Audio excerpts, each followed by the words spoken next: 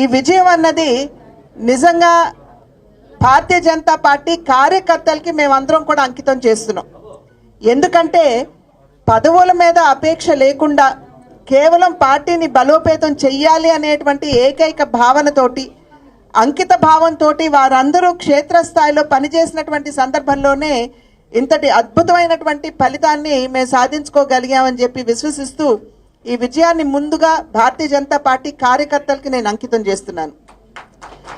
అదేవిధంగా ఢిల్లీ వాసులు ఏదైతే 10 సంవత్సరాల కాలంలో వారు అభివృద్ధిని వంచి వారికి ఏమాత్రం కూడా సరి అయినటువంటి సంక్షేమాన్ని అందించకుండా మభ్య పెడుతూ, అదేమిటంటే కోవిడ్ వచ్చిందని లేదా నన్ను జైల్లో పెట్టారని అనేటువంటి నెపంతో వారిని వంచినటువంటి సందర్భంలో ఇవాళ అక్కడ ఢిల్లీ వాసులు కూడా గుర్తించి ఖచ్చితంగా సుపరిపాలన ఏదైతే దేశానికి భారతీయ జనతా పార్టీ నాయకత్వంలో, నరేంద్ర మోడీ గారి నాయకత్వంలో దేశానికి భారతీయ జనతా పార్టీ అందిస్తుందో అటువంటి సుపరిపాలన ఖచ్చితంగా ఢిల్లీలో కూడా మనం చవిచూసేటువంటి అవకాశం ఉంటుంది అనేటువంటి భావనతోటి డబుల్ ఇంజిన్ సర్కార్, కేంద్రంలో ఎన్డీఏ కూటమి, అదేవిధంగా ఢిల్లీలో కూడా భారతీయ జనతా పార్టీ అధికారంలో ఉన్నట్లయితే అభివృద్ధిని పరిగెత్తించవచ్చు అనేటువంటి భావనతోటి ఏదైతే వారు వంచబడ్డారో అభివృద్ధిని ఆకాంక్షిస్తూ ఇవాళ ఢిల్లీ ప్రజలందరూ కూడా భారతీయ జనతా పార్టీని ఆశీర్వదించి అనూహ్యమైనటువంటి విజయాన్ని అందించినటువంటి సందర్భంలో ఈ విజయాన్ని ఢిల్లీ వాసులకి సైతం నేను అంకితం చేస్తున్నాను. అదేవిధంగా నరేంద్ర మోడీ గారు, అమిత్ షా గారు, నడ్డా గారు, వీరితో పాటుగా మా జాతీయ సంఘటన మంత్రి అయినటువంటి సంతోష్ గారు, వీరు నలుగురు కూడా ఎప్పటికప్పుడు కింద ఉన్నటువంటి కార్యకర్తలకి దిశానిర్దేశకత్వం చేస్తూ ఏ రకంగా ఎన్నికల్లో ఒక వ్యూహంతో ముందుకు వెళ్ళాలో ఎప్పటికప్పుడు కార్యకర్తల్ని సమావేశపరుస్తూ వారికి చేస్తూ మార్గనిర్దేశకత్వం చేసినటువంటి సందర్భంలో ఈ విజయం వారికి కూడా మేము అంకితం చేస్తున్నాం. కనుక ఈ అద్భుతమైనటువంటి విజయం ఏదైతే ఉన్నదో ఇవాళ ప్రజలు భారతీయ జనతా పార్టీ అధికారంలో ఉంటే ఎటువంటి సుపరిపాలన మనం అందుకోవచ్చో తెలిసినటువంటి సందర్భంలోనే వారందరూ కూడా భారతీయ జనతా పార్టీని దేశవ్యాప్తంగా ఎక్కడ ఎన్నికైనా కూడా ఆశీర్వదించడానికి ప్రజలందరూ కూడా సన్నద్ధంగా ఉన్నారు అనేటువంటి విషయం మనం ఇక్కడ ఖచ్చితంగా గమనించాలి. అదేవిధంగా ఇప్పుడు ఢిల్లీలో వచ్చినటువంటి ఎన్నికల్ని కనుక 2024లో మనకి ఆంధ్ర రాష్ట్రంలో మనకి ఎన్నికల ఫలితాలు మనం చూసాము. అదేవిధంగా 2025లో ఇప్పుడు మనం ఢిల్లీ ఎన్నికల ఫలితాన్ని మనం చూస్తున్నాం. ఈ రెండింటికి కూడా భావసారూప్యత ఉన్నటువంటి విషయాన్ని మనం ఇక్కడ గ్రహించాలి. ఎందుకంటే ఆంధ్ర రాష్ట్రంలో 5 సంవత్సరాల కాలం కేవలం విద్వేషానికి, విధ్వంసానికి పెద్దపీట వేస్తూ రాష్ట్రాన్ని అప్పుల ఊబిలోకి నెట్టివేస్తూ అభివృద్ధి అన్న పదానికి తావు లేకుండా నిజమైనటువంటి లబ్ధిదారులు ఏవైతే కేంద్రం వారి యొక్క సంక్షేమాన్ని ఆకాంక్షిస్తూ వారు అనేక పథకాలను ప్రవేశపెట్టినా నిజమైనటువంటి లబ్ధిదారులకి ఆ లబ్ధి చేకూర్చకుండా కేవలం తమ జేబులు నింపుకోవడం మీదే దృష్టి పెడుతూ ఏ విధంగా రాష్ట్రాన్ని నెగ్లెక్ట్ చేసిందో వైఎస్ఆర్సీపీ ప్రభుత్వం మనందరికీ తెలియనటువంటి విషయం కాదు. ఆ బాధలు అనుభవించినటువంటి ప్రజలు ఖచ్చితంగా మార్పు కావాలి, ఒక మంచి పరిపాలన రాష్ట్రానికి అందించేటువంటి నాయకత్వానికి, అదేవిధంగా అభివృద్ధిని సాధించగలిగినటువంటి కూటమి ఏదైతే ఉందో ఆ కూటమికి పట్టం కట్టాలి అనేటువంటి భావనతోటి ఆంధ్ర రాష్ట్రంలో ప్రజలు అనూహ్యమైనటువంటి విజయాన్ని మరి ఎన్డీఏ కూటమికి అందించారు. తెలుగుదేశం, భారతీయ జనతా పార్టీ, జనసేన త్రయం ఏదైతే ఉందో ఈ కూటమికి ఆంధ్ర రాష్ట్ర ప్రజలు ఆశీర్వదించి అనూహ్యమైనటువంటి ఫలితాన్ని కూటమికి అందించడం జరిగింది.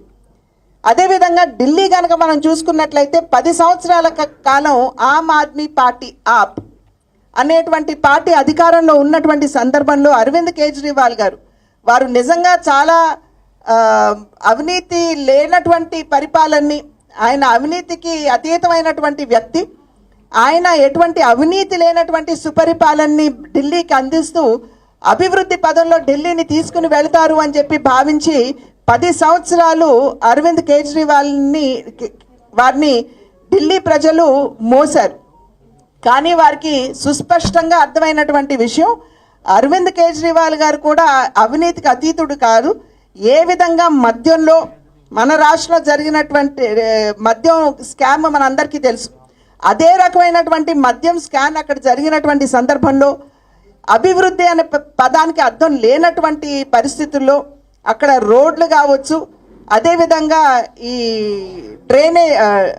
గార్బేజ్ ఏదైతే ఉంటుందో చెత్త ఆ విధానం కావచ్చు, చివరికి యమునాని కూడా యమునాని కూడా సవ్యంగా వారు బాగు చేయకుండా ఏ విధంగా పాడు చేశారో ప్రజలందరూ కూడా గమనించినటువంటి సందర్భంలో ఖచ్చితంగా ఈ ప్రభుత్వాన్ని, ఈ పార్టీని గద్దె దించాలి అనేటువంటి లక్ష్యంతో ప్రజలు అందరూ బయటకు వచ్చి ఓటు వేసినటువంటి సందర్భంలో ఆపుకు కూడా ఇవాళ ప్రజలు ఒక గుణపాఠం నేర్పించారు అనేటువంటి విషయం మనం ఇక్కడ గమనించాలి.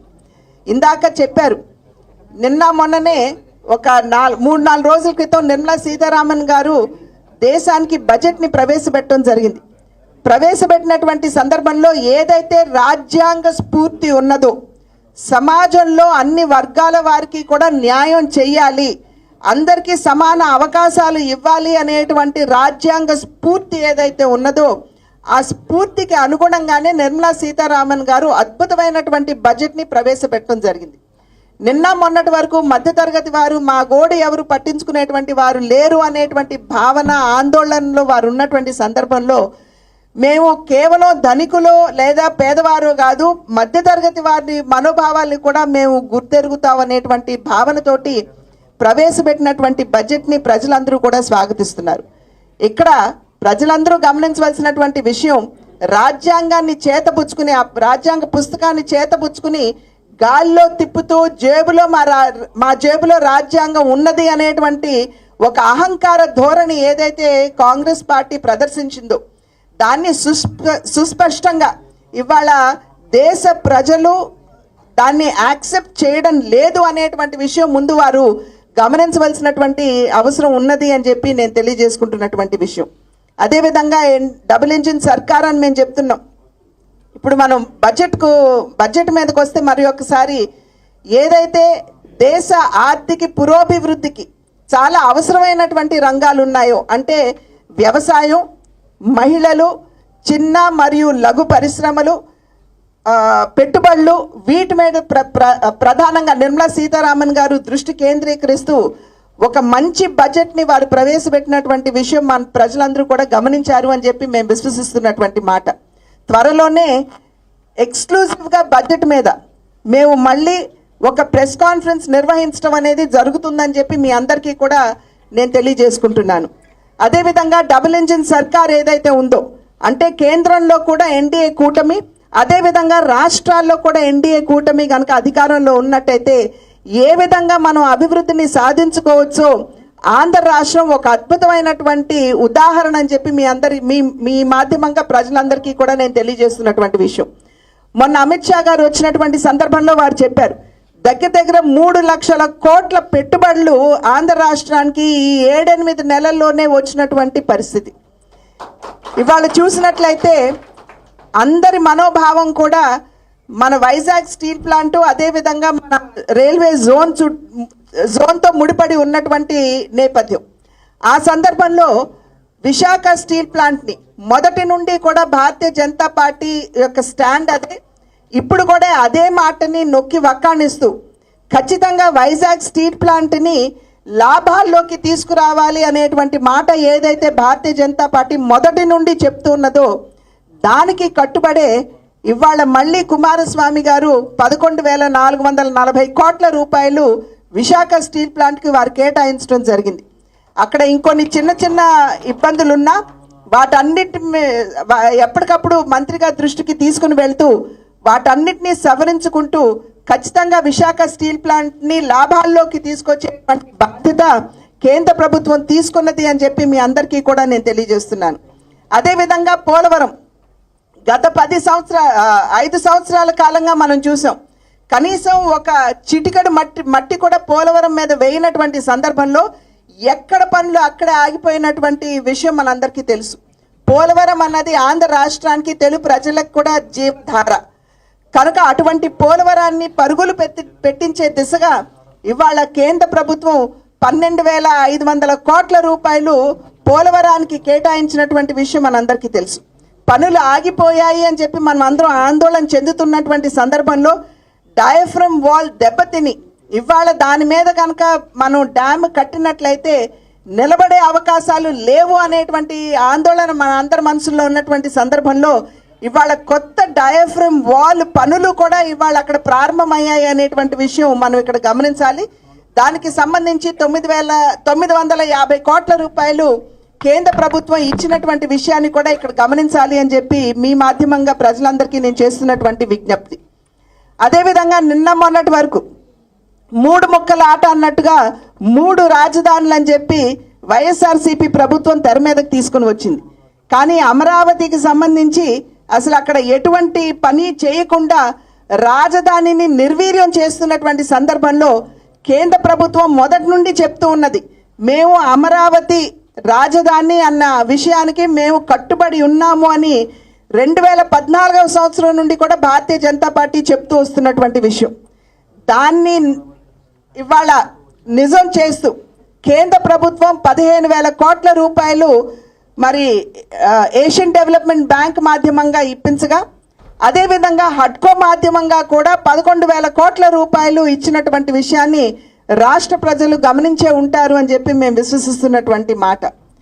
మరి అదేవిధంగా మన రైల్వే జోన్ ఏదైతే ఉందో, మరి నిన్న కూడా మనం చూసాం, వాల్టేర్ అనేటువంటి ఒక పేరు మన జోన్కి ఉండేది, ఇంతకు ముందు మన డివిజన్కి ఉండేది. ఇది ఎప్పుడో బ్రిటిష్ కాలం నుండి వస్తున్నటువంటి పేరు. దాన్ని మారుస్తూ ఇవాళ ఇక్కడ మన ఉనికిని, మన ఆత్మగౌరవాన్ని నిలబెట్టే విధంగా వాల్టేర్ అన్న పేరుని తీసేసి ఇవాళ విశాఖపట్నం జోన్గా మనకి ఇక్కడ డిక్లేర్ చేసినటువంటి నేపథ్యం. కనుక మనం అందరం గమనించాలి, కేంద్ర ప్రభుత్వం ఇప్పుడే కాదు, నిన్న కాదు, మొదటి నుండి కూడా ఎప్పుడైతే ఆంధ్ర రాష్ట్రం కళ్ళు తెరిచిందో ఆనాటి నుండి నేటి వరకు కూడా ఆంధ్ర రాష్ట్ర అభివృద్ధికి అంకితం అవుతూ ఎప్పటికప్పుడు ఆంధ్ర రాష్ట్రానికి తన సంపూర్ణమైనటువంటి సహకారాన్ని కేంద్రం అందిస్తూ వస్తున్నటువంటి విషయం మీరు గమనించాలి.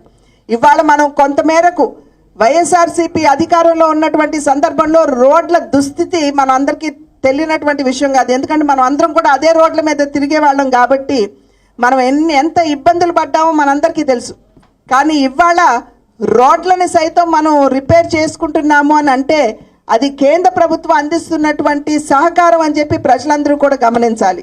దగ్గర 4,800 కోట్ల రూపాయలు పంచాయతీ రాజ్ మాధ్యమంగా మనకు వచ్చినటువంటి సందర్భంలో గ్రామీణ ప్రాంతాల్లో ఉన్నటువంటి రోడ్లని మనం సరి చేసుకుంటున్నాం.